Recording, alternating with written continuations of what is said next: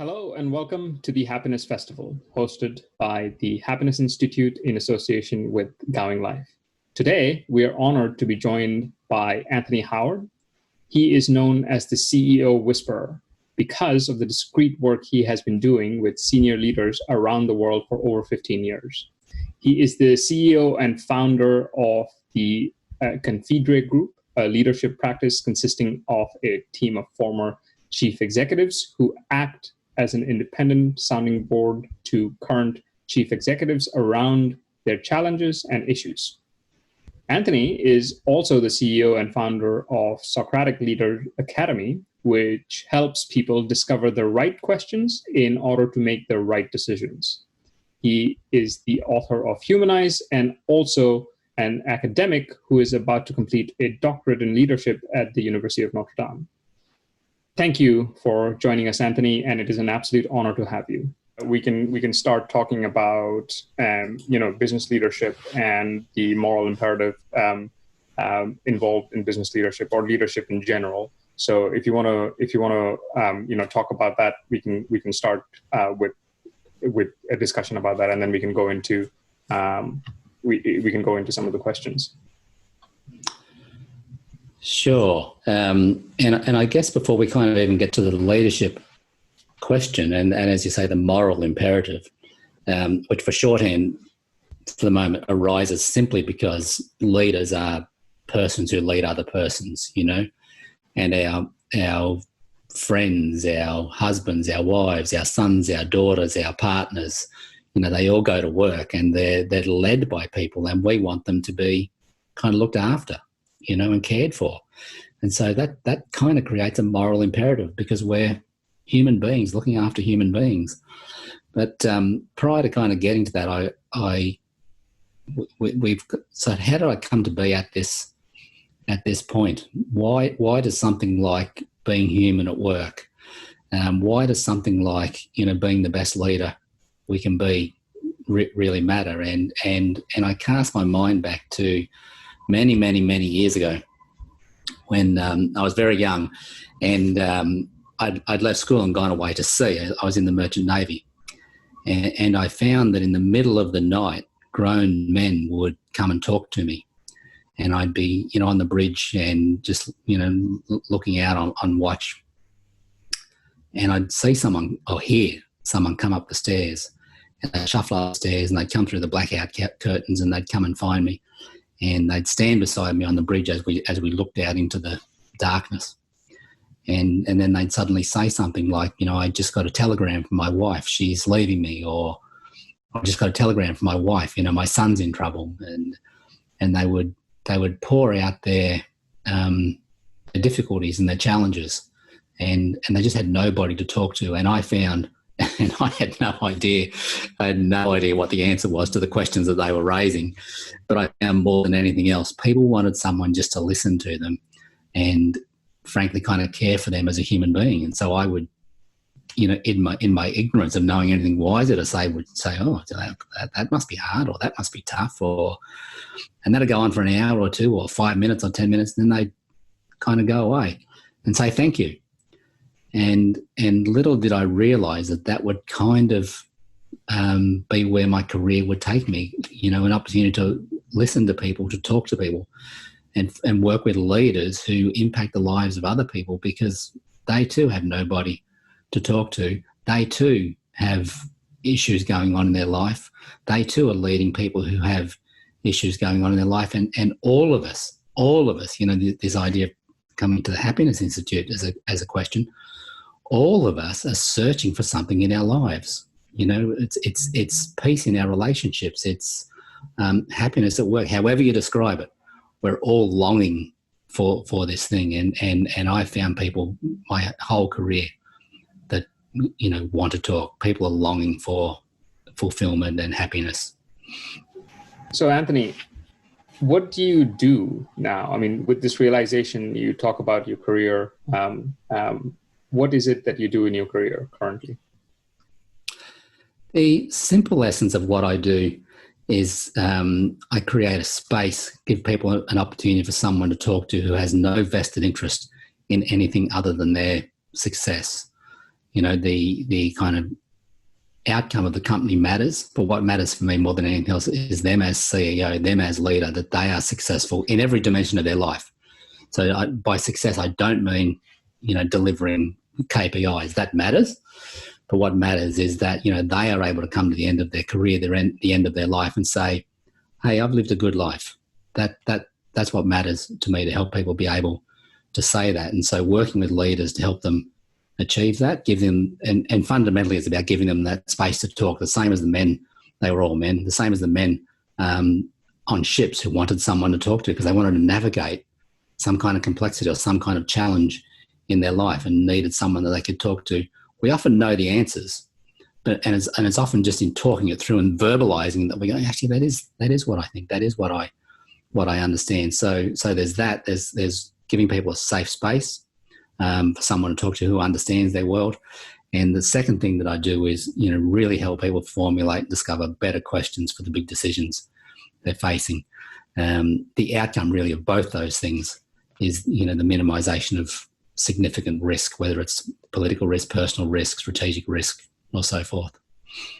So would you describe yourself as a psychologist, psychiatrist, a healer, a midwife? A midwife, none of the above. A midwife might go close because Socrates described himself as a midwife, giving birth to ideas.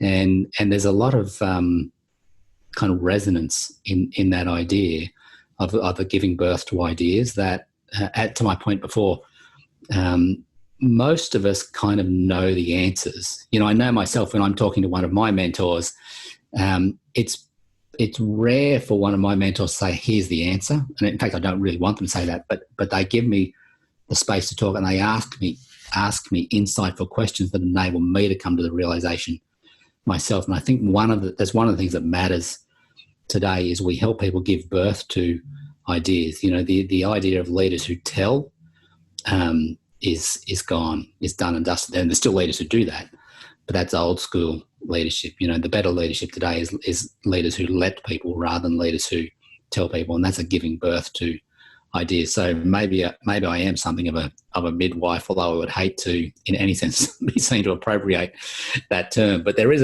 a sense of giving birth, bringing something to life in people, in their lives, and in their business. Yeah, I'm glad that you caught that. The reason why I included that, because that's what it seems like to me that you do. The other thing that is coming through is that you talk about leaders a lot. So how do you understand what is a leader? What is leadership? How do you define that? How do you understand that? What do you mean by leader? This is a really, really important kind of question. So one of the fundamental observations that I would make is that leadership is a relationship. So you can have a person who is a leader that says do this or asks people to do this or however it might be. And then you need a follower or followers. And in the absence of a response from a follower, you don't have leadership. You just have someone kind of barking into the wind and getting no results, or you rely on something like coercion or bullying or tyranny to get something done. That is not leadership. So leadership is a relationship between two or more people, a leader and a follower who act together for something. So that's our first understanding of leadership, that it involves a relationship. The second thing that matters about leadership is that there's an aspect of self-fulfillment. I become who I can be in my act of leading, and the follower becomes who they can become in their act of following. And then the third element is that leadership is an act of mutual service. So we tend to think of leadership in a hierarchical sense. So we tend to think that CEO says this is where we're going and lays the kind of track, so to speak, and follower follows the leader to the destination. That is an old school model of leadership, a command and control kind of model. A better vision image of leadership says that the leader and the follower together, side by side, work towards a common good, a noble purpose, an end goal, a vision, a dream, that kind of thing. And so leadership, because leadership is a relationship between two equals, it's not an unequal relationship, it's a relationship between equals where the fundamental role of the leader is to serve the follower and to create an environment in which the follower can flourish and become the best person they can be, and they work together for the common good. That's what leadership is. It's a mutual relationship based on mutual service in service of the common good. I see. The other thing that you point out is that in your previous discussion is that you help people understand or discover or think about new questions, which again brings me to Pablo Picasso pointing out that computers are useless because they can only give you answers. So you are again, going back to Socrates, you are trying to instill, if I understand it properly, in thinkers, in leaders, a questioning attitude towards the environment and discover new and interesting questions. I'm assuming that's where you are going. In that context, how in today's environment, and it's not just anything new today, but how do you move leaders away to think not just what is acceptable today, but what should be the moral landscape, or what should be the narrative, the sustainable narrative for not just people, but everyone on the planet? That is a really broad question, Avi. And so we've covered the kind of the question that people should be asking, and how we arrive at the kind of right question, and then the contextual issue that you raise about everything we confront in the world today. The first observation I would make is that no one person alone can obviously resolve what we face, and that we really have to find a way of being human together, with great respect for one another's dignity and so forth, to a collaborative kind of environment to overcome the challenges that we face.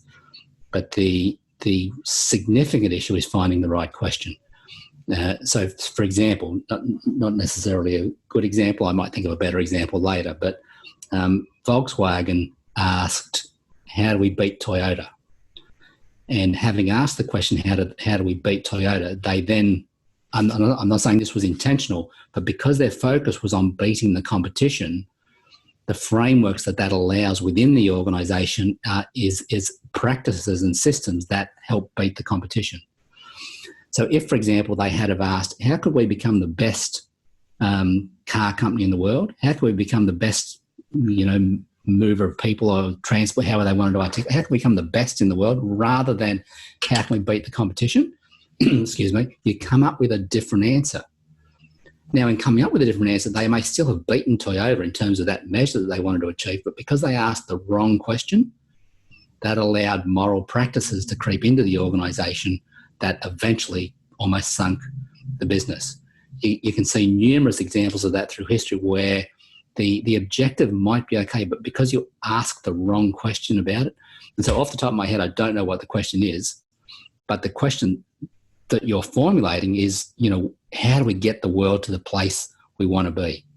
That's one way of framing it. There is a way of asking a question which will get a very different answer than the kind of answers we're getting at the moment. And to get that question and to be able to hear that question requires a very high degree of humility, because I might be wrong. You might be wrong. The people framing things at the moment might be wrong. We have vested interests in the kind of outcomes. We have to be able to put that aside and say, no, there's a American Indian saying about caring for the next 7 generations, which I think had a lot of wisdom in it. So the question that would be asked is, what is the impact of what I'm about to do now on the next 7 generations? What would happen if we even just asked a question like that around the kind of issues that we're confronting today? There would be any number of questions we could ask better to come up with better solutions. And I'm not sure if that answers the question that you asked, but I think that goes some way. No, that certainly does. And it leads to many other questions, which is that you've had this vast many years of experience dealing with leaders. What are the common misconceptions or common problems that leaders come to you with, or what are the common misguided notions that people tend to have? I mean, I'm just classing leaders as people, which they are. And what is the common myth of happiness that they bring to you? As in your Volkswagen example. Volkswagen thought that if they could only beat, I'm just extrapolating from your example, if they could only beat Toyota, they would be better, as in like their profit margins and their share values would be better, which is what makes a corporation happy. Similarly, what are the common myths that people bring to you, wrong questions that they're asking of themselves and their lives, that they think will fulfill them or make them happy or make their company or their shareholders better? Are there any commonalities that you have seen over the last 10, 20, 30 years of practice? Well, the obvious one is if I make more money, I'll be happy.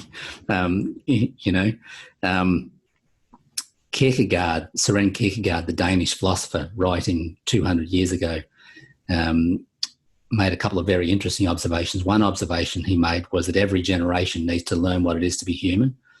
And I think this is a really profound observation. So the technology we use, as an example, is iterative. It's built on all the technology that has gone in the past, and we don't have to know and understand every single piece of technology that precedes it just in order to be able to use a computer, for example. However, to be a human being, I've got to start all over again. You have to start all over again. It's not that I suddenly arrive with 2,000 to 5,000 years of accumulated knowledge. I've got to kind of learn as I go along.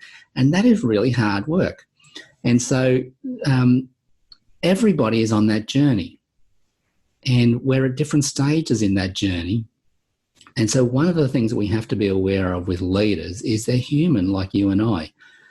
But let's make a distinction between leadership as a function, this relational thing that I described, and a role. So most time when we're talking about leaders, we're referring to someone like the CEO of the company. The CEO of the company just happens to be a role that this person performs at a given time.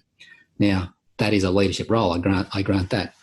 But the mere fact they have this leadership role or this significant role does not make them any better as a human being than you or I. And yet they are under a far greater microscope than you or I. And we are far less forgiving of their mistakes, that if you and I make those mistakes because we're human, we kind of get away with it. Now, I understand why that is. If you have a prominent position, you do have a responsibility to act in a fairly upright kind of manner. I accept that. I'm not denying that. But what I am saying is leaders are not perfect. They are trying to figure out life like everybody else. They're trying to raise their family. They're trying to be a good person. They're trying to, make ends meet in all manner of ways. There's a kind of mythical thing that, when you get to a certain point, you've arrived. And this goes back to my second observation about Kierkegaard. Kierkegaard said, every person has to answer two questions. The first question is, what does it mean to be human? And the second question is, what does it mean for me to be human? And so what he's getting at in the second question, the first question is the existential question about inner being. The second question, though, what does it mean for me to be human, is a really important question that every one of us has to answer. It comes to a question of vocation or task or purpose. Why am I on this planet? And that occupied Kierkegaard's writing and mine. And he says we all have to answer that question. And when you answer that question, you can then situate or contextualize your leadership on your role or whatever it might be as your point of contribution. And so the better leaders, if I can call them the better leaders that I've observed are leaders who've answered that question. They know why they're on this planet. They know why they're doing this job. They're not simply doing this job because it was default. I got this promotion, that promotion. I ended up as the CEO.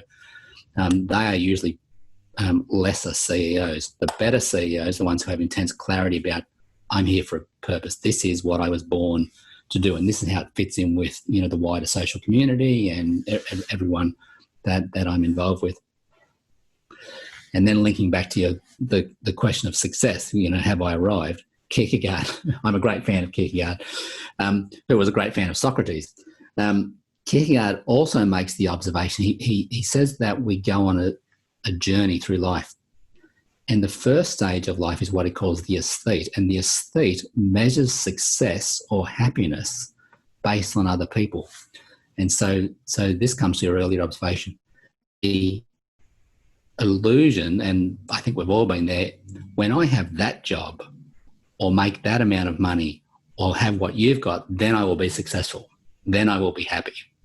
And then we get there and we find, I've got that job and I'm not happy. I'm not unhappy, but it's not everything I thought it would be. Actually, so well, maybe when I get there, so we're pursuing this sort of illusion of success or happiness. And I remember writing in my journal, one of the things I would recommend to people, if you want to build a life, keep a journal. And I remember writing in my journal about future success that I wanted to achieve, with the underlying belief that then one will be happy or feel fulfilled, and arriving there some years later, maybe when I was in my late 30s or 40ish, and thinking, I still haven't quite arrived. I still haven't kind of got where I'm trying to get to. And then reading my journal from years ago and reading, going, wow, I said then when I have these things, I'll be successful, and I have more than that now, and I'm still feeling not successful. And I made a decision then and there to say, no, success is a state of mind, and I'm living success every day. I'm living happiness. I have a fulfilled life every single day. Kierkegaard says that when that happens, you shift your measures of success from I'll be successful when I'm like you or some other external measure to myself, and not in a selfish, egotistical sense, but in the sense of I measure success now. I'm becoming the best version of myself. How can I become the best person that I can be? And so from that in itself is a lifelong work. But then there's another transition that happens later on where Kierkegaard says, true success then is when you then have another realization that actually, because of my own shortcomings, I do get angry at times. I do get frustrated at times. I do, because of my own shortcomings, I'm actually never really going to be the best person that I can be, as in perfection. I'm going to get to a point and say, well, Anthony, this is kind of it. I'd like to be better, but this is it. Kierkegaard says that you then realize it's not about being the best that you can be. It's about finding a noble purpose and serving that purpose and saying, hey, if I can serve that thing and make a difference in the world, my point of difference in the world, then I achieve success and happiness. And I think there's something really profound in Kierkegaard's observations. So that's absolutely fantastic. I was actually going to ask you the next question, which was about understanding happiness, but I think you have succinctly defined it. If I can summarize yourself and Kierkegaard as to what you said, I think what you are asking or telling people to understand is that you are your own worst enemy. Not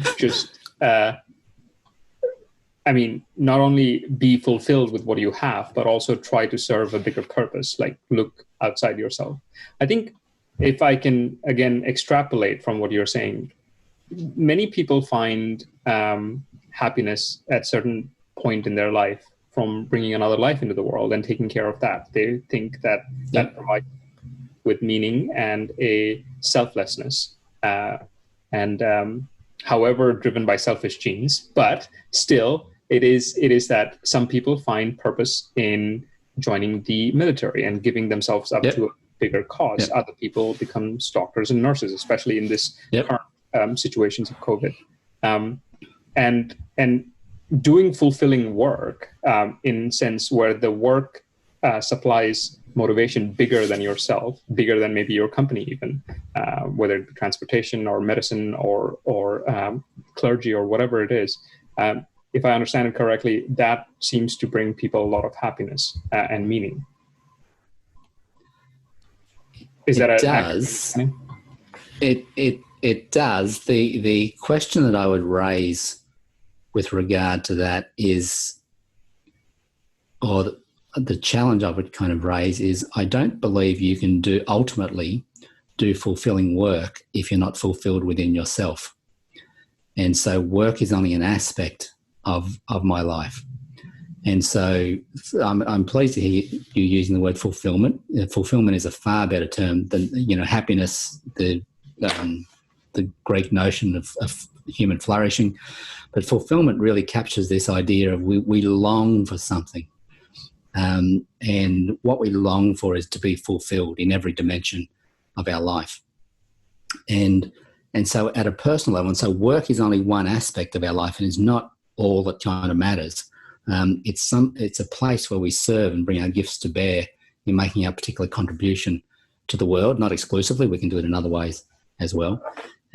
But fulfillment is a combination of self-determination, of recognizing that my choices shape who I am, and I'm going to take responsibility for that. This is a really serious kind of point that we get to. And one of the things the existentialists point out, both Søren Kierkegaard and Martin Heidegger, that so I described those three transitions, but Kierkegaard says we have a moment of vision, and Heidegger describes this with a German word called Augenblick, which captures this idea of a blink of an eye. And so there's this blink of an eye, there's an moment of existential insight in our lives where we suddenly realize, actually, I'm in charge of my life. I don't have to do what everybody else says. Now, it doesn't mean I'm going to be a rebel and say you're all wrong, but I kind of realized one day, no, I am an individual in charge of my own life. I can make my own decision. And in that moment of taking responsibility for our life, that's when we can really start on the road to fulfillment. We take responsibility for decisions. And when we answer Kierkegaard's first question, what does it mean to be human? And then we start making our decisions in a moral sense, shaping ourselves. So I'm using morality in the sense of shaping ourselves to become who we can be. When we start shaping ourselves to become that best person in service of the greater good, in service of the common good, that's when we find fulfillment. And work, that thing that we do for a financial transaction, is one aspect of that. Now, we do our best work when we can line up our purpose and that sense of service with the organisation. So in a very simple sense, to your example, I think is a great one.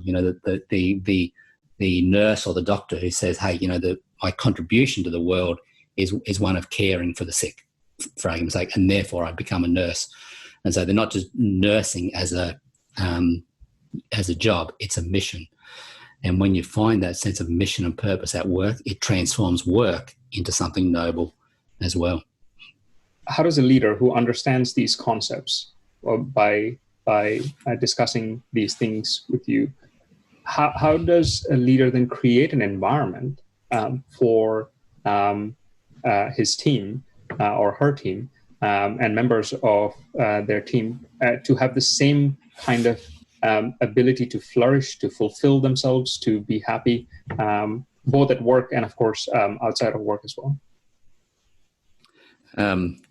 That's one of those wonderful kind of questions that really does entertain our minds, and that I think really, really matters, because work is that place where we spend a vast amount of time, and it can have a very damaging effect on us, and it can have a very flourishing. It can develop us, it can diminish us, and the leader of the organisation, or the leaders in an organisation, have a profound impact on that. I think we've all had experiences of being bullied or being coerced into things, and it is not pleasant in any way at all.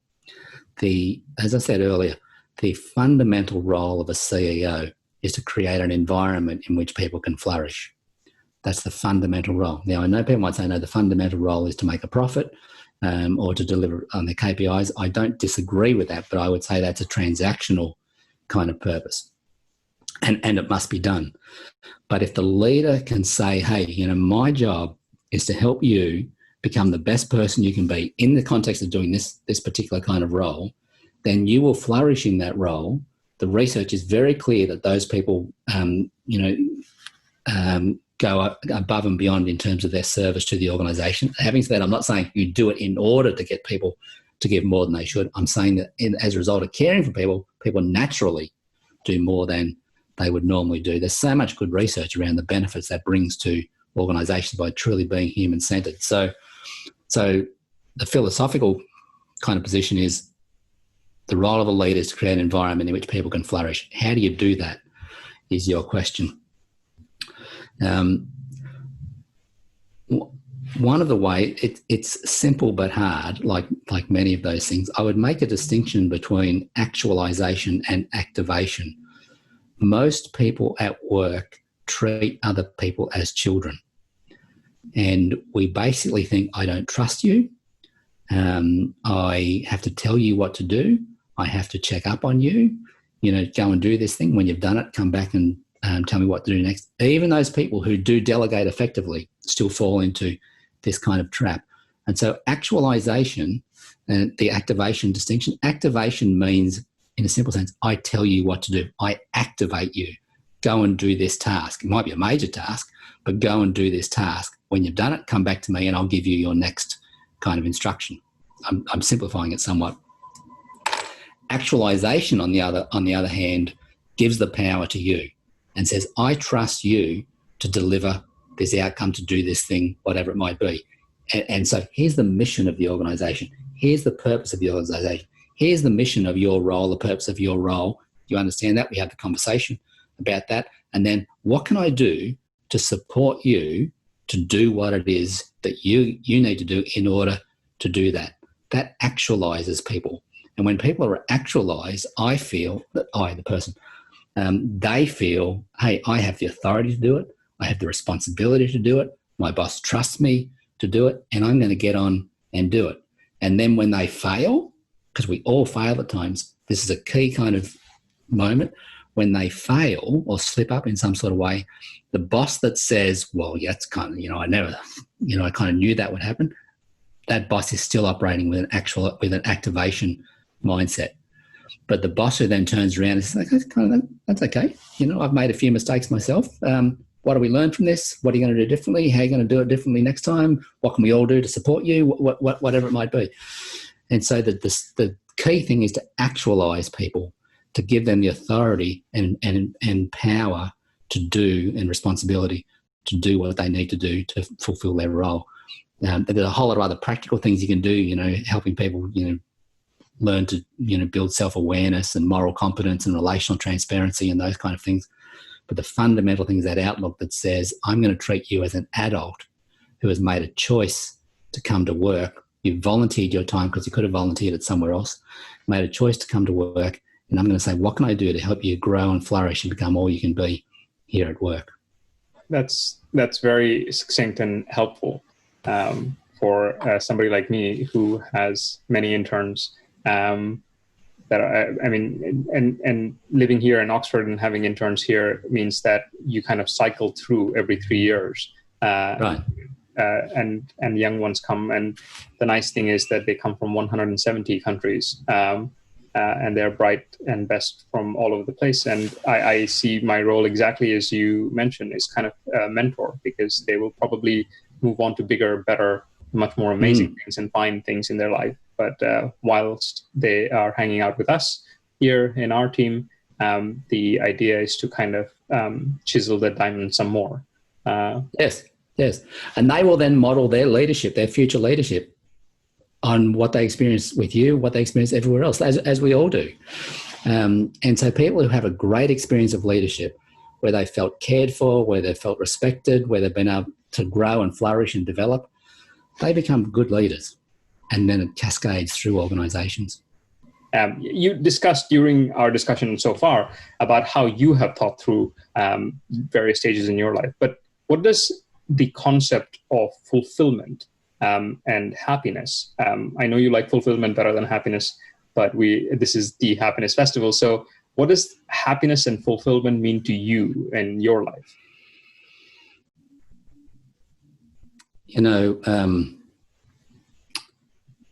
A few years ago, I realized, to my great surprise, that I was fulfilled in every dimension of my life. And I only realized after the event. It's not like I woke up one day and thought, I think today's the day I'll be fulfilled. It's that I came to a place of realizing I had great peace about my life. Now, let's be really clear. I'm not suggesting in any sense my life is perfect or it was perfect at that time. But what I realized, I was fulfilled and across multiple dimensions, relationships, work, contribution, sense of purpose, and so forth. And so one of the keys for me, and I think this really matters, was many years ago discovering my purpose. Why am I on this planet? To answer the Kierkegaardian question. And so having answered that question, this is my purpose, I then began to orient my life around that. How can I serve this purpose? How can I do research that fosters that? How can I do work that fosters that? How can I build relationships that foster that? How can I do everything that moves me towards that rather than takes me away from that? And I would say that's a fundamental key for us all.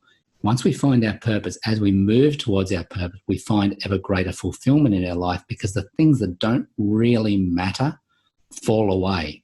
And they're not necessarily all that hard to let go to. We just go off. We just kind of say, that's irrelevant. It doesn't really matter anymore because I'm driven by this purpose. And I actually used a bad word there, driven by. A purpose has a power in itself. It pulls us rather than us having to put energy in it. So there's a peacefulness and a surrender that comes with finding and following our purpose. And that brings us to a point of fulfillment. So yes, there's aspects that really matter, like that moment of Augenblick, like that moment of taking of existential insight where I go, hey, this is what I was born to do. That moment of taking full responsibility for every aspect of our life, that moment of analysing our choices and saying, are they the best choices I can make in order to become the best person I can be? Is that a mistake? Did I make a mistake?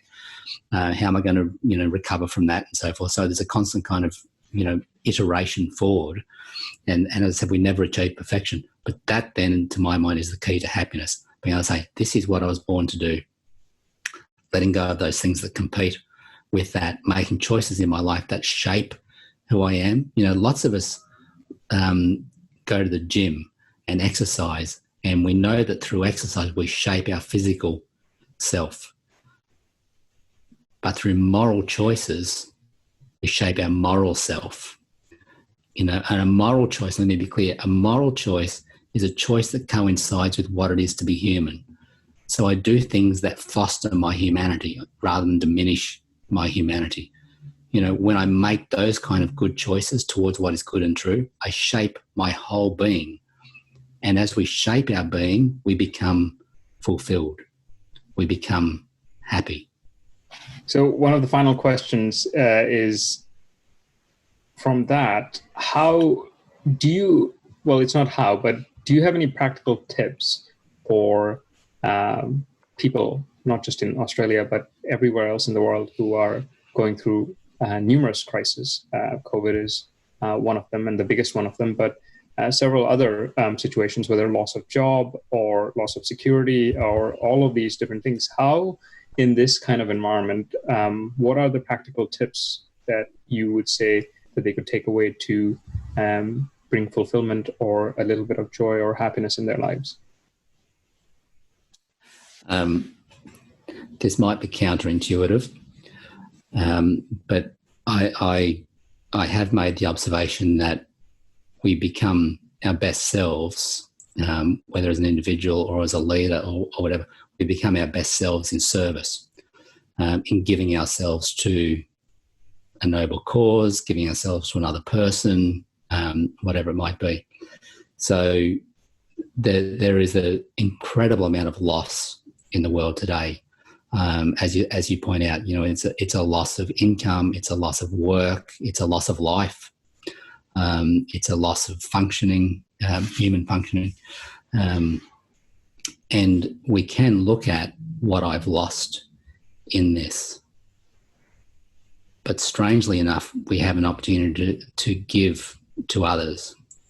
And one of the great tragedies in the world at the moment is there are people dying with no one to hold their hand. And that's just, at that moment of, coming to an end, being there on your own, unable to have someone to hold your hand, must be just the most awful kind of thing. It's very hard, of course, for the people who are close to the dying person. But all of us in some way can hold the hand of someone else. Whether they've lost their job, lost their income, lost their health in some kind of way. People are losing their kind of mental health because of lockdown. And we may not be able to be physically present to hold someone's hand, but we can call them. We can send them a letter. We can send them an email. We can reach out to them and say. So one thing that I would say, if someone comes to mind, if you're kind of working away and Mary comes to mind, call Mary and say, hey, I was just thinking, you don't have to have an agenda. It's just, hey, I just thought of you. How you doing? I could not tell you the number of times in my own life I've done that and found that I've called at just the right moment. And so I would kind of argue that when that happens to you, someone is reaching out to you in some kind of way we don't understand. They're reaching out because they want someone to hold their hand. And so I would argue one of the ways you can cope with what's going on is being a gift of yourself to others, and you will get a return, far greater than what you give. And that's how you can cope better than anything else, I would argue. That is amazing advice. I 100% back that up. I have been reluctant to contact some people that I have lost touch for decades. And it's surprising when you reach out how nice a gesture it was. And they had been thinking about the same thing. So it is a brilliant piece of advice. So the last question really is something that we ask all speakers, all of our speakers at the Happiness Festival, which is that if you had unlimited funding and no other limitations really, what thing would you like to study next, or what kind of thing would you like to fund? Not just research and development, could be something practical. What would you do? Unlimited time and money. Wouldn't we all love that? I am really interested in building a more human world. A world where our children and the next 7 generations will continue to improve and be better people. Not a world where we'll be better workers, better employees. That will be an outcome of that, but a world of better kind of people. What would that mean? I think actually, I'd set up an institute of kind of human endeavour or human learning to kind of figure out how we can crack that, how we can really turn, all the places where humans engage. The 2 big ones I'd say are the political system and the business system. How do we change those systems so they become truly human-centred, So in a very simple sense, when someone goes to work, they leave work, whether it's the end of the day or the end of their career, as a better person than they were at the start, rather than exhausted because they've fallen across the line after 40 years of hard work. Why must we put up with the argument that politics is a blood sport? I mean, that's just an appalling thing to say and admit, that we're prepared to treat one another as animals in order for democracy to flourish. What an appalling kind of argument. So if I had unlimited time and money, I'd like to solve those kind of problems for humanity. Make the world a more humane place. Absolutely. That's amazing advice. Well, thank you, Anthony, for taking the time and chatting with us. I mean, you were wonderfully succinct in your answers, and these are like listable little tips for everyone, not just leaders, for everyone who is in contact with anyone at all, to improve Absolutely. Not just their lives, but the lives of others around them. This was extremely enlightening. Thank you, Anthony. Thank you. Thank you.